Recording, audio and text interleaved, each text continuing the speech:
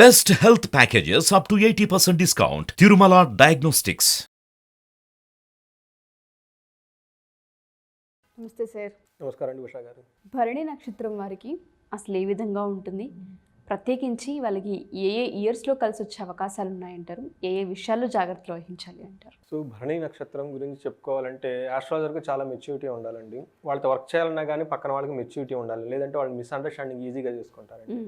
So ఈ నక్షత్రం నేను జనరల్గా రెగ్యులర్ ఫార్మేట్లో వచ్చలేదండి. అశ్విని, భరణి, రోహిణి, మృగశిర ఈ ఈ ఫార్మేట్లో నేను చేసుకుంటాను లేదు నక్షత్రాలు. నేను అనురాధ నక్షత్రం చేసుకుంటూ వచ్చాను అనమాట. ఒక 10 నక్షత్రాలు అయిపోయిన తర్వాత భరణి చేద్దాం అని చెప్పేసి అనుకున్నానండి. చూస్తే నాకు ఎందుకు ఆ స్క్రిప్చర్స్లో యాన్షియంట్ ఋషులు మహర్షులు చేసిన ఆ శ్లోకాలకి తర్వాత నేను రియల్ టైంలో చూసిన దానికి ఎక్కడో మిస్ మ్యాచ్ లాగా నాకు అనిపించింది అనమాట. అదేం కొంచెం నెగిటివ్ షేడ్లో ఉంది, కానీ రియల్ లైఫ్లో నేను చూస్తే వాళ్ళు చాలా చక్కగా ఉన్నారు, ఏంటి ఎలా చెప్పాలని చెప్పేసి నాకు కొంచెం టైం కావాలి, R&D కావాలని చెప్పేసి వదిలేశాను అనమాట. ఆ తర్వాత వేరే నక్షత్రాలని చేసుకుంటూ వచ్చేసాను. నాకు పర్టికులర్ టైంలో అశ్విని చేశాను. అశ్విని చేసిన తర్వాత యూజువల్గా భరణి చేస్తారు. భరణి చేద్దాం అనుకునేటప్పటికి మళ్ళీ నాకు ఎందుకు పాజిటివ్ వైబ్రేషన్స్ రాలేదు, ఎక్కడో సంథింగ్ ల్యాకింగ్ అనిపించింది అనమాట. సో రీసెంట్గా ఏమైందంటే నాకు 2 క్లయింట్స్ వచ్చారండి. ఒకళ్ళు వచ్చేప్పుడు ఆల్మోస్ట్ లైక్ సెలబ్రిటీ అనమాట. యూట్యూబ్లో అట్లా ఉండి చాలా అన్నీ చేస్తూ ఉంటారనమాట. తర్వాత వాళ్ళ నక్షత్రంలో భరణి ఫస్ట్ పాదం ఉందండి. చాలా అద్భుతంగా ఉంది. నేను చెప్పాను మీ సర్వీసెస్ అంతా MNC కంపెనీస్ లాగా వెళ్ళిపోతాయండి, అబ్రాడ్ వెళ్ళిపోతారు, ఎక్కడ ఏ పని చేసినా బాగుంటుందని చెప్పాను అనమాట. తర్వాత రీసెంట్గా అమెరికా నుంచి ఇంకొక అతను ఫోన్ చేశారనమాట. వాళ్ళది భరణి సెకండ్ నక్షత్రం, సెకండ్ పాదం అనమాట. వాళ్ళది కూడా నాకు మైండ్లో ఉండడంతో కొంచెం బాగా డీటెయిల్గా అనాలిసిస్ చేసి పెట్టుకున్నాను. ఫైనల్గా మన యాన్షియంట్ స్క్రిప్చర్స్ అన్నీ చూసుకొని నేను ఒక ప్రజెంటేషన్ చేసుకొని వచ్చాను అనమాట. చూద్దాం అది ఎట్లా అంటే నాకు ఎంత టైం పట్టింది ఆ నక్షత్రం గురించి, కానీ రియల్ టైంలో కూడానండి భరణి నక్షత్రం గురించి వాళ్ళని అర్థం చేసుకుంటే కనుక మన లైఫ్ అంటే ఏంటో అర్థమవుతుందండి. రెండోది వాళ్ళతో యాస్ట్రాలజర్స్ కూడానండి ఒక భరణి నక్షత్రం వాళ్ళని కరెక్ట్గా అర్థం చేసుకుని కనుక మనకి అసెస్మెంట్ చేయగలిగితే అదే మెచ్యూర్డ్ యాస్ట్రాలజర్స్ అని చెప్పుకోవాలండి. సో అలాంటి నక్షత్రం మనకి ఏం చెప్తుందంటేనండి, ఈ నక్షత్రాన్ని మనకి ఏం చెప్తారంటేనండి, స్త్రీలలో శిశువుకి జన్మించడానికి కావాల్సిన జననేంద్రియం ఓకే అంగం అంటారు కదండి, అది దానితో మన ఋషులు పోల్చారనమాట. ఎందుకు అలా పోల్చారనే దానికే టైం పడుతుంది మనకి. జనరల్గా అలా మనకి వేరే నక్షత్రాలకు అలా ఉండదన్నమాట. వాళ్ళకి అంబరెలతోటో ఒక నైఫ్ తోటో పోల్చారనమాట. వీళ్ళు వచ్చేటప్పటికి ఇలా ఒక చూపించారనమాట. Abdomen part, lower abdomen part, అది కూడాను శిశువుకి సంబంధించి జనానికి కారణమైన జనేంద్రియాన్ని గురించి చూపించారనమాట. రియల్ లైఫ్లో అర్థం చేసుకోవడం చాలా టైం పడుతుంది అనమాట. మనకి ఏం చేస్తారంటే అండి, లేడీస్ ఒక 9 months వాళ్ళ కడుపులో బిడ్డను పెంచుకుంటారు. ఒక పర్టికులర్ టైం వచ్చినప్పటికి ఆ బిడ్డకి బయట ప్రపంచానికి రావాలి. సో వాళ్ళకు ఒక వే కావాలన్నమాట, ఒక మార్గం కావాలి. ఆ మార్గము వచ్చేదాన్ని మనం ఏమంటారు యూని అంటాము, లేదంటే ఏమంటారు అనేది మనకు ఐడియా లేదు. బట్ దానికి వాళ్ళు ఏం చేస్తారంటే ఆ లోన్ ఉన్న ప్రపంచాన్ని నుంచి బయట వేరే ఒక డిఫరెంట్ అయిన ప్రపంచాన్ని చూపిస్తారనమాట. సో ఈ భరణి నక్షత్రం వాళ్ళు కూడాను జనాలకి వాళ్ళ ఉన్న స్టేటస్ నుంచి తీసుకొచ్చేసి వేరే డిఫరెంట్ అయిన స్టేజ్లో పెడతారు. కానీ రెండు చాలా పెయిన్ఫుల్ ప్రొసీజర్ అండి. ఓకే, పుట్టడానికి ముందు బేబీ కండిషను, మదర్ కండిషను చాలా టఫ్గా ఉంటుంది లేడీస్. అలాంటి పుట్టిన తర్వాత కూడా బేబీకి అంబ్లికల్ కార్డు బొడ్డు కట్ చేయటం అయితేనేమి, ఇక్కడున్న ఎన్విరాన్మెంట్లో ఆ బాబు అడ్జస్ట్ అవ్వాలి, ఏడవాలి, మనం కొట్టి అయినా ఏడిపిస్తారనమాట. ఇట్స్ ఆల్ పెయిన్ఫుల్ అండి. సో భరణి నక్షత్రం వాళ్ళతో అలానే ఉంటుందండి. వాళ్ళు అలానే ఉంటారు, వాళ్ళతో ఉండేది. బట్ ఆ పెయిన్ అల్టిమేట్గా ఒక మంచి చేస్తుంది అనమాట. సో ఎంత అర్థం చేసుకోవాలండి భరణి నక్షత్రాన్ని గురించి చేసుకోవాలంటే, చెప్పడానికి కూడాను చాలా ఇది ఉండాలన్నమాట. నేను రియల్ లైఫ్లో ఇంటరాక్ట్ అయిన వాళ్ళు చేసే పనులు అలానే ఉంటాయండి. కానీ వాళ్ళు చాలా స్మైలీగా, పేషెన్సీగా, అసలు చక్కగా ఉంటారు. కానీ వాళ్ళు చేసే పనులు అలా ఉంటాయి అన్నమాట. వాళ్ళు ఎలా అని చెప్తారంటే ఇది star of control, star of self discipline అని చెప్తారనమాట. ఇది ఎందుకు కావాలంటే the power renewal and purification. అంటే ఒక కొత్తదనాన్ని సృష్టించాలి, దానికి ఈ నక్షత్రం కావాలి. రెండోది ప్యూరిఫికేషన్, అంటే మనకున్న పాపాలు అవి అన్నీ తీసేయడానికి కూడా కావాలి. కానీ ఇక్కడ ప్యూరిఫికేషన్ మీనింగ్ ఏంటంటే మనకున్న పాపాలు అవి తీసేయటం కాదండి, మనం ఆల్రెడీ చేస్తున్న పనుల్లో ఏమైనా వేస్ట్ పనులు ఉంటే అవన్నీ తీసేసి మనం బెస్ట్ మార్గంలో పెడతారండి. అంటే మనలో ఉన్న తీసేయడం అంటే అంత ఈజీ ఏం కాదండి. ఒక రాయిని మనకు శిల్పం కావాలంటే వేస్ట్ని తీసేస్తే అది శిల్పంగా మారుతుంది అనమాట. మన లైఫ్లో మనలో ఎన్నో అవలక్షణాలు ఉంటాయి, మనకు తెలవకుండా ఎన్నో నెగిటివిటీ ఉంటుంది. ఎవరో ఒకరికి తీసేయాలి. ఆ తీసేయటం నీడు వాళ్ళ గ్రేట్గా, మనం తీపించుకోండి మనకి కష్టమే. అది ఉదయాన్నే లెగవండి, డిసిప్లిన్ లెగవండి, ఇట్స్ నాట్ ఈజీ జర్నీ అండి. But they will help us to do that అండి. తర్వాత వాళ్ళు రీబర్తింగ్ అండ్ ట్రాన్స్ఫార్మేషన్ స్పిరిట్, ఈ ఉన్న దాంట్లోంచి కొత్తదానికి కావాల్సిన ఒక శక్తి కావాలి, మనకి ఒక స్పిరిట్ ఉండాలి. అది వీళ్ళు భరణి నక్షత్రం వాళ్ళండి. చూడు ఎంత బాగా చెప్పారండి. అసలు ఇది చాలా సూపర్ స్టార్ అనుకోవాలి, సూపర్ స్టార్లో అద్భుతమైన స్టార్ అనుకోవాలి. వీళ్ళు ఎలా ఉంటారని మన మహర్షులు ఏం చెప్పారంటే అండి, అవి వచ్చేటప్పటికి దైవజ్ఞం విలాసము, రెండోసి మానసగార అని చెప్పేసి 2 యాన్షియంట్ స్క్రిప్చర్స్లో నుంచి తీసుకున్నానండి. ఫస్ట్ మనకి మానసగార దాంట్లో చూద్దామండి. వాళ్ళు ఏం చెప్పారంటే అండి, వీళ్ళు ఆరోగ్యంగా ఉంటారు. ఫస్ట్ నెంబర్ 2 సత్యవాది, సత్యం మాట్లాడతాడు. 3 సత్ప్రాణచ్చ అంటే మంచి హ్యూమన్ బీయింగ్ అని చెప్పుకోవాలన్నమాట. నెక్స్ట్ దృఢవ్రత, చాలా డిటర్మినేషన్ ఉంటుంది. ఎంత డిటర్మినేషన్ ఉంటుందంటే వాళ్ళ చుట్టూ వాళ్ళని విమర్శించే వాళ్ళు ఉన్నా కానీ, వాళ్ళ మీద నిందలేస్తున్నా కానీ వాళ్ళ పని వాళ్ళు చేసుకుంటూ వెళ్ళిపోతారండి. తర్వాత వచ్చేటప్పటికి భరణ్యం జాయతే కలహ సుసుఖే, చాలా కంఫర్టబుల్గా లగ్జరీగా ఉంటారు. ఎదుటి వాళ్ళు ఏం చేస్తున్నా కానీ వాళ్ళ మార్గంలో వాళ్ళు చేసుకుంటూ వెళ్ళిపోతారు అనమాట. They don't pay much attention, వేరే వాళ్ళు క్రిటిసైజ్ చేస్తున్నా. ధనవానపి, ఫైనల్గా ధనం కూడా సంపాదించేస్తారు. సో వీళ్ళకి ధనం రావాలంటే ఈ ముందు చెప్పిన పనులన్నీ చేసుకోవాలి, హెల్త్ చూసుకోవాలి. వాళ్ళ హెల్త్ బాగాలేకపోతే వేరే వాళ్ళకి ఏం హెల్ప్ చేస్తారండి. సత్యం మాట్లాడాలి, ఎందుకంటే వీళ్ళు సత్యంగా ఉంటే వేరే వాళ్ళకి understand, it's painful journey, you must అని అండర్స్టాండ్ చేసుకోగలగాలండి. సో ఇవన్నీ మనకి వచ్చేటప్పటికి మన మానస్గారిలో చెప్పారండి. ఇంకొక మనకి యాన్షియంట్ స్క్రిప్ట్లో కొంచెం వీళ్ళ గురించి నెగిటివ్గా రాశారు. నెగిటివ్ అని కాదు, but they felt like that might, నాకు ఐడియా లేదు. బట్ ఇది కూడా దైవజ్ఞ విలాసం అని ఒక సాంస్క్రిట్ ఒక స్క్రిప్చర్లో రాశారండి. వీళ్ళకి ఏముంటుందంటే సదా అపకీర్తి, వీళ్ళు ఏదైనా పని చేస్తూ ఉంటే వీళ్ళని దూషించే వాళ్ళు, వాళ్ళ గురించి నెగిటివ్గా కామెంట్లు పెట్టే వాళ్ళు ఎక్కువ ఉంటారంట, ఎక్కువ మంది ఉంటారు. బట్ న్యాచురల్గా వాళ్ళు అలానే కదండి, భర్త అనేది ఈజీగా ఏం రాదండి. It's a painful. అది ఆ పెయిన్ కొంతమంది బరాయిస్తారు, కొంతమంది ఎందుకు నాకు ఇది ఏంటి అని తిట్టుకునే వాళ్ళు కూడా ఉంటారు కదండి. తర్వాత వచ్చేటప్పటికి మాన అపవాదహి వచ్చేటప్పటికి వాళ్ళ కీర్తి ప్రతిష్టలు కూడా అప్పుడప్పుడు డ్యామేజ్ అవుతుందంటే. తర్వాత వచ్చేటప్పటికి నానా వినోదైచ్చ, వాళ్ళు చాలా చక్కగా లగ్జరియస్గా అన్ని పనులు చేస్తూ వినోదాలు విందులతో చక్కగా హ్యాపీగా ఉంటారు. తర్వాత వచ్చేటప్పటికి వినీపరాగ అని చెప్పేసి అంటారు, అంటే వాళ్ళకి లేడీస్ గురించి బాగా కన్సర్న్ ఉంటుందండి. సో మనం మొదట్లోనే చెప్పుకున్నాం, వాళ్ళు చేసే పని కూడా అలానే ఉంటుంది. వాళ్ళ మదర్ని చూసినా కానీ, ఇంకొకళ్ళని చూసినా కానీ ఒక హ్యూమనిటేరియన్ తోటి వాళ్ళలో ఉన్న గొప్పతనాన్ని అర్థం చేసుకోగల గొప్ప మనుషులని చెప్పుకోవాలండి. తర్వాత జలాప్త బీతిచ్చ, ఎందుకు వీళ్ళకి నీళ్ళు అంటే భయం అంట. తర్వాత ప్రాణితో వేరే ప్రాణాలు ఉంటాయి కదా మనుషులు కాకుండా, వాళ్ళతో కూడాను ప్రాణప్రదంగా చూసుకునే ఒక గొప్ప పర్సనాలిటీ అని చెప్పి చెప్పుకోవాలన్నమాట. నెక్స్ట్ వచ్చి భరణీషు జాతః, సో ఈ భరణీ జాతకులు ఎలా ఉంటారు అని చెప్పేసి మనకు అందులో చెప్పారండి. సో కొంచెం నెగిటివ్ షేడ్గా అనిపించవచ్చు అపకీర్తి, తర్వాత ఇది కామన్ నౌడేస్. బట్ వీళ్ళు ఒక మంచి పని చేసుకుంటూ పోతుంటే అది వస్తూ ఉంటుంది, బట్ దే డోంట్ కేర్ అండి finally, but they will achieve it అండి. తర్వాత వీళ్ళు వచ్చేటప్పుడు 4 షేడ్లు ఉంటుంది, భరణి 1, 2, 3, 4 పాదాలు, 4 పాదాలు. ఫస్ట్ పాదం నేను రీసెంట్గా కలిసిన క్లయింట్ ఫస్ట్ పాదంలో పుట్టారు. వాళ్ళకి వచ్చేటప్పటికి వాళ్ళకి నృపాంశ అంటారు, వాళ్ళకి రాజరికమైన లక్షణాలు ఎక్కువ ఉంటాయి అనమాట. సో దానివల్ల వాళ్ళకి మంచి క్యారెక్టర్ ఉంటుంది, చాలా కరియర్స్గా ఉంటారు, సక్సెస్ఫుల్గా ఉంటారు. అడోర్న్ విత్ గోల్డ్ జ్యువెలరీ, ఏదన్నా పని అనుకుంటే చక్కగా అందరికీ ఉపయోగపడుతుంది అనే యాంగిల్ ఆలోచించి డెసిషన్ తీసుకుంటారండి. నేను వాళ్ళు అడిగారు నన్ను, ఏమండి నేను అబ్రాడ్లో చూసి చెప్పండి అని, కానీ మీరు అబ్రాడ్ వెళ్ళిపోతారండి, ఇక్కడ ఉండరండి, మీకు ఆల్రెడీ ఉంది వైబ్స్, వెళ్ళిపోండి అని చెప్పేస్తుంటారు. ఆ జాతకం అలా ఉంటుందండి, వాళ్ళు చేసే పని కూడా అలానే ఉంటుందండి, కూల్గా కామ్గా ఉండి కన్సిస్టెంట్గా చేసుకుంటూ వెళ్ళిపోతూ ఉంటారు. రెండో జాతకం వచ్చేటప్పటికండి రూల్డ్ బై ది మెర్క్యూరీ. వీళ్ళు యాక్చువల్లీ బై ప్రొఫెషన్ డాక్టర్స్ అండి. సెకండ్ ఫాదర్ నేను రీసెంట్గా ఇంటరాక్ట్ అయ్యారు, వాళ్ళు యూఎస్లో ఉంటారు, లాస్ట్ 20-25 ఇయర్స్ సీనియర్ పర్సన్. వాళ్ళ జాతకం చెప్పుకున్నారు. వాళ్ళు టాక్టికల్గా ఉంటారు, పీరియాడికల్లీ ట్రబుల్డ్ బై లాంగ్ కొంచెం హెల్త్ ఇష్యూస్ ఉంటాయి. తర్వాత ప్రపంచంలో జరిగే విషయాలన్నీ వీళ్ళకి ముందుగా తెలిసిపోతూ ఉంటాయి అంటండి. తర్వాత వచ్చేటప్పటికి అరోగెంట్గా ఉంటారు, క్లవర్గా ఉంటారు, స్కాలర్గా ఉంటారు.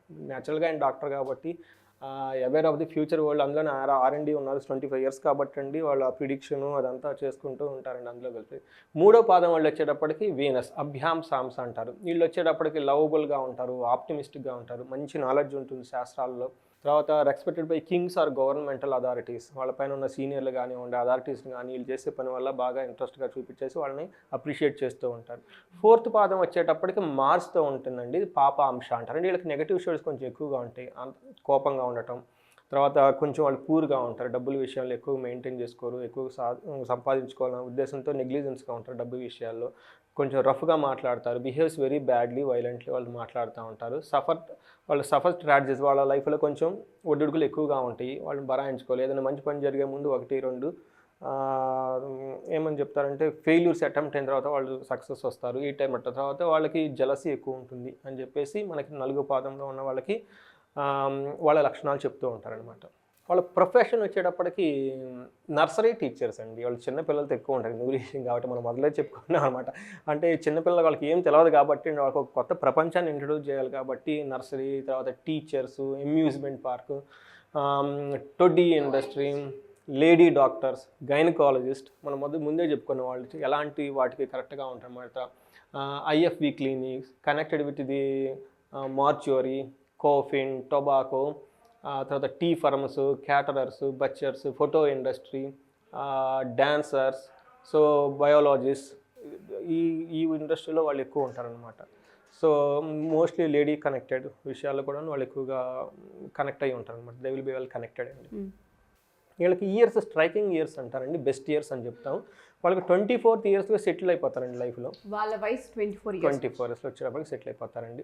33rd వచ్చేటప్పటికి ఒక మంచి యోగమైన ఒక పొజిషన్లో ఉంటారు, రెస్పెక్టబుల్ పొజిషన్కి వెళ్ళిపోతారు అనమాట.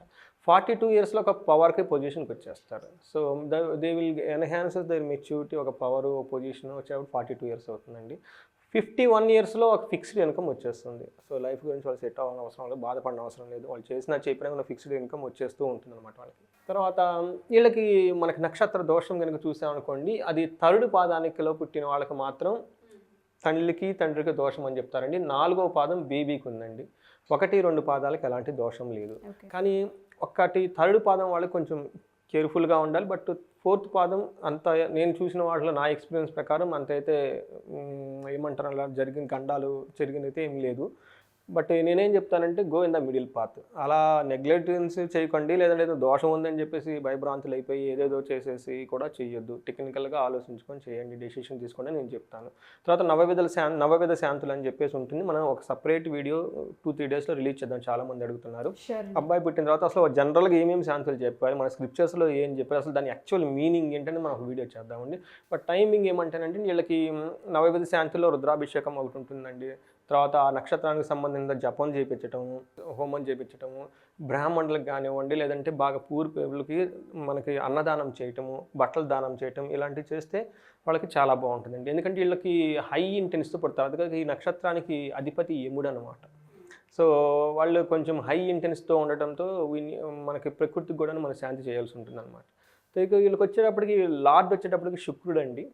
తర్వాత ఇది మనకి అందరికీ తెలిసిందే, జొడియాక్ సైన్ మనకి మేషరాశిలో ఉంటుంది. డైటీ వచ్చేటప్పటికి యమధర్మరాజు యమ అండి. తర్వాత నేచర్ ఉగ్ర నేచర్ అండి. సో ఎప్పుడైనా ఉగ్ర నేచర్లో వాళ్ళ పుట్టినప్పుడు అండి ప్రకృతి మీకు మంచి అబ్బాయిని ఇచ్చాం కదా, మాకేంటి మమ్మల్కి పార్టీ ఎవరా, బర్త్డే పార్టీ ఎవరా అని నేచర్ అడుగుతుంది. కాబట్టి మనం ఇవన్నీ చేయాలి. ఓకే, అగ్నిముఖ సర్వత దేవత తృప్తి అని చెప్పేసి అంటారు. అగ్ని నుంచే మన తృప్తి కానీ హోమాలు అవి ఇవి చేస్తే బాగుంటుంది అనమాట. తర్వాత గణ వచ్చేటప్పటికి హ్యూమన్ మనిషి, బాడీలో పార్ట్ వచ్చేటప్పటికి హెడ్ అండి. తర్వాత పరాశర ప్రకారం వచ్చేటప్పటికి నుదురు అని చెప్తారనమాట. వీళ్ళకి వేద నక్షత్రం అని చెప్పేసి, అంటే వీళ్ళకి పడన నక్షత్రం ఏదైనా ఉందంటే అది అనురాధ నక్షత్రం. యాక్చువల్గా అనురాధ నక్షత్రం చాలా మంచి నక్షత్రం. వీళ్ళు ఎక్కడికైనా ముహూర్తానికి వెళ్ళినప్పుడు వీళ్ళ నక్షత్రం కనుక తెలియకపోతే వాళ్ళు అనురాధ నక్షత్రంలో కనుక బై మిస్టేక్ వాళ్ళ ముహూర్తంగానే దాన్ని పెడితే దాన్ని అవాయిడ్ చేయాలండి. చెప్పుకోవాలి వాళ్ళకి, నాది భరణి నక్షత్రం అండి ముహూర్తం అంటే వాళ్ళకి అర్థమైపోతుంది అనమాట. సో అందుకని అనురాధ నక్షత్రం ఉన్నప్పుడు రోజున కానీ ఏదైనా చేస్తే కనుక అవాయిడ్ చేస్తే చాలా మంచిది. పురుషార్థాలు అర్థానికి సంబంధించి మొదట్లో చెప్పండి, డబ్బు బాగా సంపాదించేస్తారు. సో మనీ మైండెడ్గా ఉంటారు. మనీ మైండెడ్ కదండి, they give priority for money అనేది. లెటర్స్ వచ్చేటప్పటికి లీ, లో, లు, లే అనే అక్షరంతో ఇంగ్లీష్లో ఎల్తో ఉంటుంది. Lucky stone diamond. తర్వాత కలర్ వచ్చేటప్పటికి బ్లడ్ రెడ్. తర్వాత లక్కీ నెంబర్స్ 9. తర్వాత ఎలిమెంట్ వచ్చేటప్పటికి ఎర్త్ అండి, దోషం పిత్త.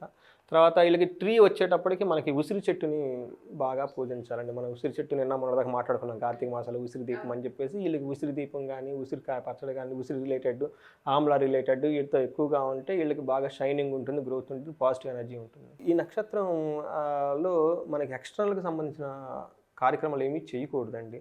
చూడండి, మనకి డెలివరీ టైంలో ఎవరు ఏమి చేయరు. మనకి ఈవెన్ ప్రెగ్నెంట్ 5 months ముందు నుంచే గుళ్ళకి వెళ్ళటం వాటికి వెళ్ళటం ఆఫ్ చేస్తారు.